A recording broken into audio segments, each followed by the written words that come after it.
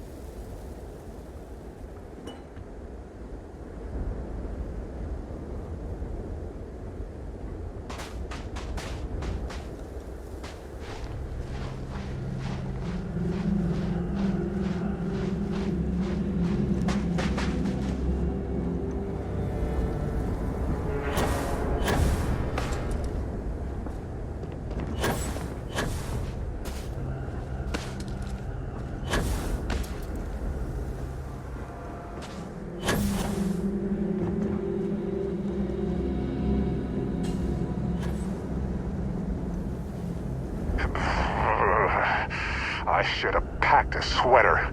Or 10. Let's talk. You have time. How terrible it must have been for them to watch others escape while they realized it was over.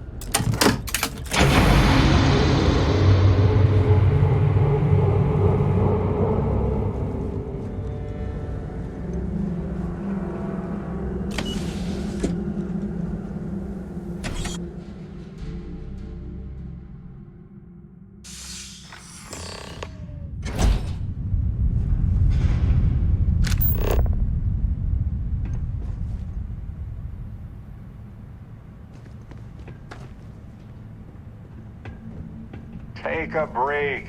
Let's chat.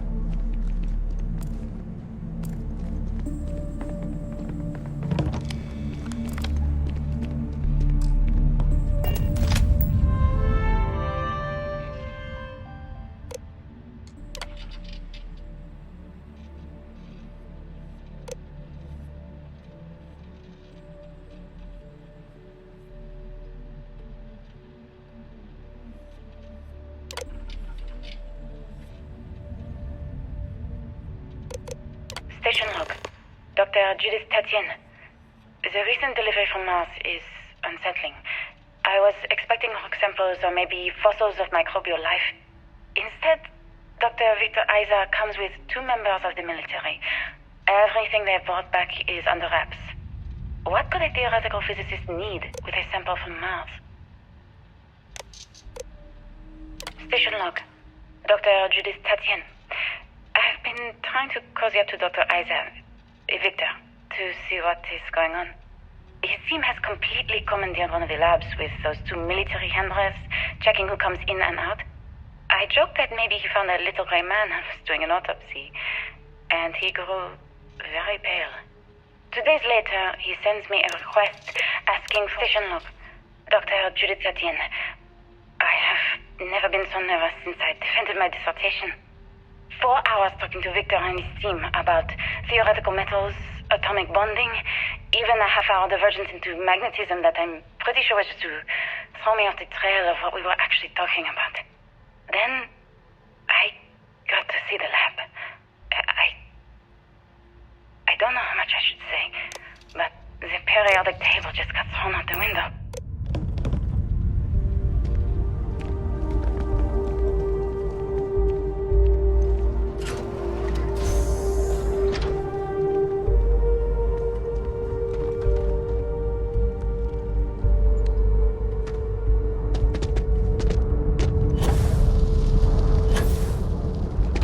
Looks like a structural collapse of the underlying strata. Typical of karst topography.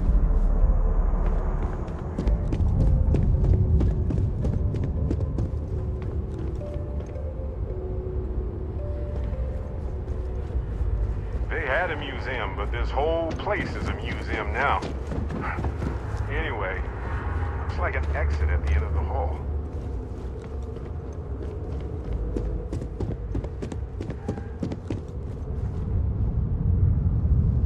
I just don't understand where these calculations came from. There's something wrong with the math? I think it's quite straightforward. That's not what I'm asking. We've had no success extracting even a sample of material from the object. No explanation for the gravitational effects, no motion graph to explain its harmonic frequencies. I can't even establish a melting point. Judith. But you've had me building these prototype colliders for months. And now you want me to pump helium-3 into it based on this equation you've written on a goddamn napkin? I just need you to trust me. I have been trusting you. We keep slamming our heads against a brick wall, getting nothing. And you keep coming up with something new to try. Like, you know what's going to happen. Where are you getting your information, Victor? I'm sorry, Judith. Look, not here, okay? Somewhere off base. I'll tell you everything. But I'm not lying, okay? We're going to discover something important here. I promise.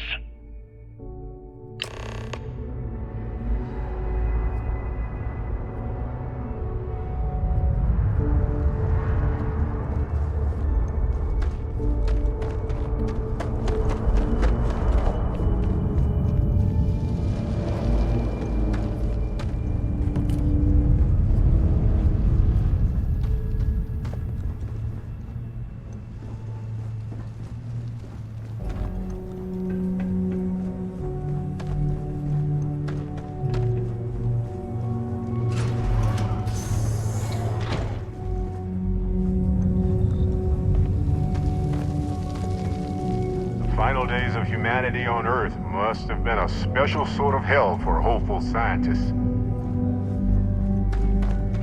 Take a break. Let's chat.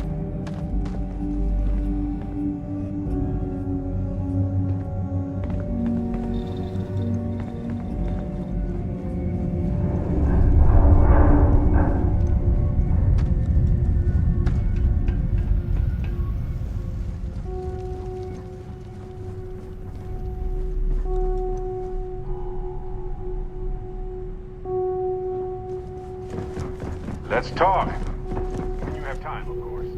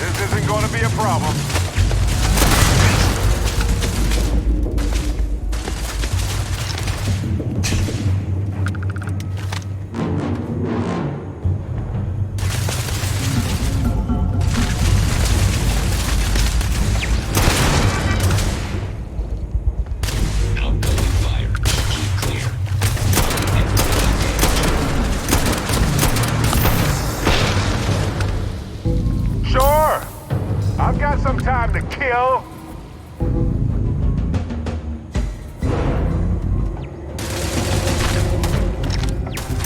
Over already? Oh well.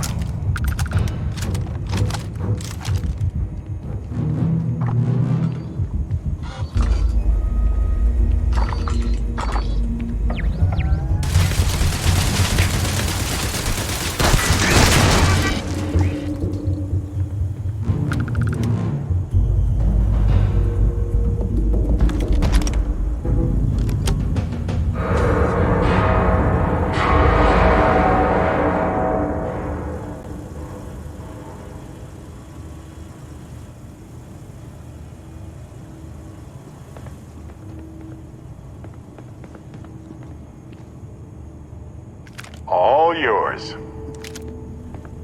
Take a break. Let's chat.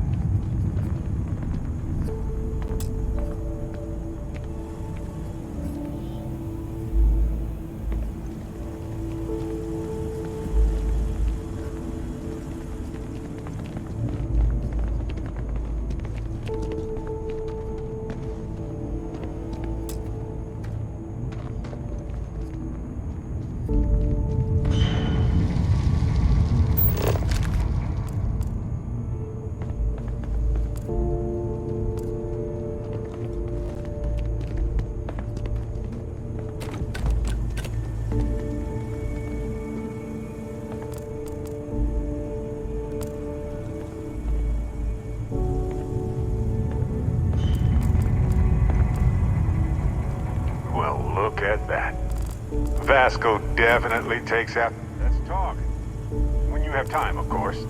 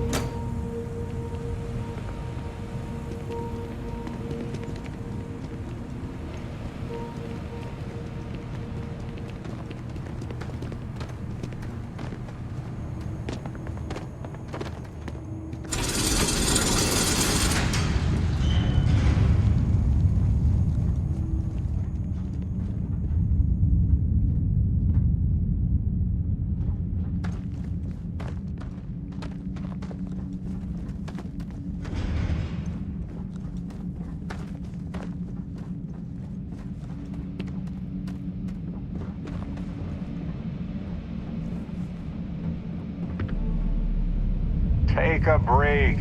Let's chat. Sure, I've got a minute.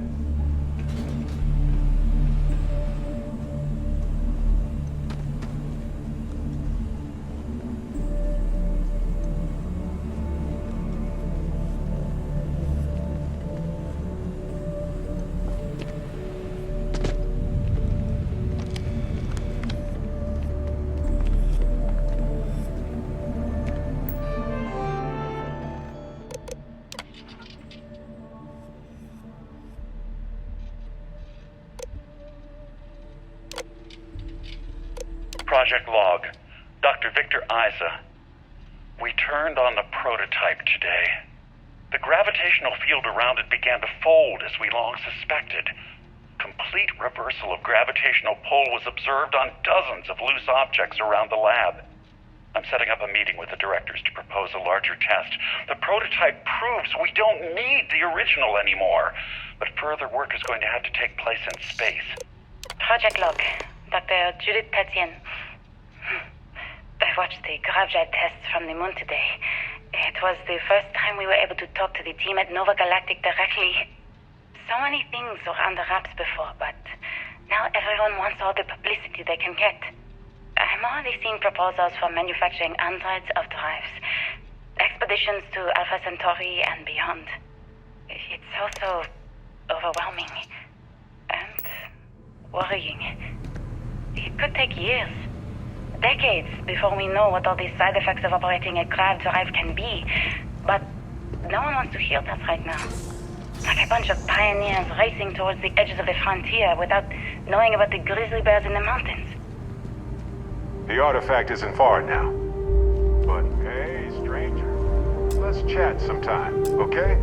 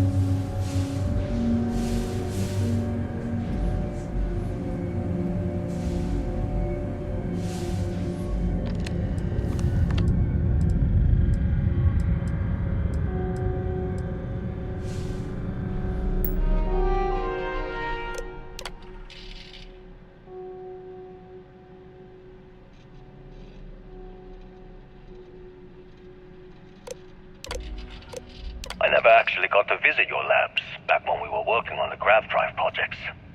Seems like ancient history now. Only thing we're doing these days is launching weather satellites.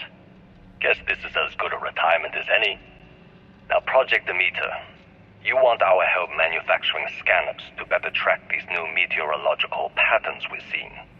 Our guess is that the poles might be naturally shifting, causing some gravitational fluctuations that are throwing off our old models. Why do you need the scanning tolerances to be so small? What are you trying to find? I just want to be sure. It's not like we're doing much these days anyway. The glory days are over. Why not give ourselves a challenge before they write us off in the history books? I know what I'm seeing, Victor. The data coming back from the satellites is very clear. It's the grav drives. All those jumps from the moon. At this rate, Earth's atmosphere is going to start sputtering out into space. Can the drives be fixed? I'm working on some designs that should discreetly solve the problem, under the guise of an emergency update to the fueling pumps. We're talking about the end of Earth, and you're trying to be subtle about it. Judith, the last thing we need is people losing faith in grav drive technology. That might be our only option. To what? Are you seriously saying we should abandon Earth? The timeline is under 50 years. A blink of an eye for a planet, but more than enough time for a human exodus. And what do we tell people?